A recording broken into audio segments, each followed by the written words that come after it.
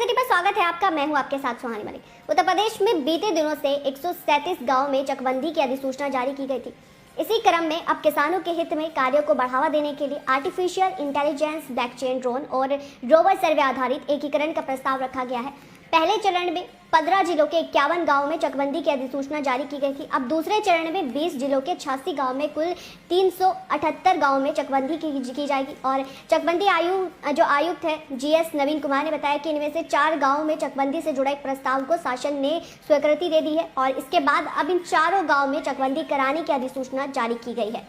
अब आपको बता दें कि चकबंदी अधिनियम के तहत 148 गांव में नए चकदारों को कब्जा वो दिलाया गया था और 374 गांव में चकबंदी कराने की अधिसूचना जारी करने की प्रक्रिया चली है। गौरतलब है कि इससे पहले जुलाई में 137 गांव में चकबंदी की अधिसूचना जारी की गई थी और चकबंदी आयुक्त ने बताया कि किसानों के हित में चकबंदी कार्यों को गति प्रदान करने के लिए और तकनीक का भी प्रयोग किया जाएगा। इस बार आर्टिफिशियल इंटेलिजेंस, ब्लॉकचेन, ड्रोन और रोवर सर्वे आधारित चकबंदी कराए जाने का प्रस्ताव रखा गया था। इसमें चकबंदी कार्य पारदर्शिता के साथ बता दें कि उन्होंने बताया कि इस वित्तीय वर्ष में चकबंदी अधिनियम के तहत 148 गाँव में नए चकों पर चकदारों का कब्जा दिलाया गया और इनके अलावा 24 गांव की चकबंदी क्रिया पूरी करते हुए इसी महीने विकृति जारी की जा सकती है।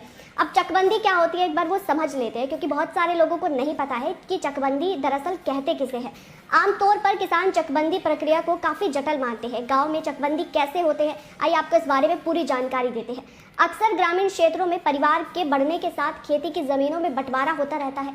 ऐसे में एक समय के बाद पैतृक खेत, बाग आदि की भूमि छोटे छोटे टुकड़ों में बंट जाती है। इसके कारण किसानों को छोटी जमीन के टुकड़ों पर खेती करने में मुश्किलों का सामना करना पड़ता है। इतना ही नहीं, एक लंबे समय के बाद गांव में खेती की सीमाएं, संबंधित विभाग, जो सरकारी भूमि है और अतिक्रमण आदि की शिकायतें बढ़ जाती है। इसके कारण सरकार चकबंदी कराते हैं। अब चकबंदी से क्या फायदा होता है वो भी आपको बताते हैं। अगर जमीनों पर कब्जा या फिर अतिक्रमण होता है तो चकबंदी के बाद कब्जा और अतिक्रमण वो खत्म हो जाता है और खेत का आकार अधिक हो जाने से औसत उत्पादन की जो लागत है वो घट जाती है। कानूनी रूप से चक बन जाने के कारण भूखंडों की सीमाओं को लेकर उत्पन्न होने वाले विवाद है वो खत्म हो जाते हैं और छोटे छोटे खेतों की मेड़ों में भूमि बर्बाद नहीं होती। बड़े चक के रूप में खेत का आकार बड़ा हो जाने के कारण जो आधुनिक उपकरण है जैसे ट्रैक्टर आदि का इस्तेमाल आसान हो जाता है।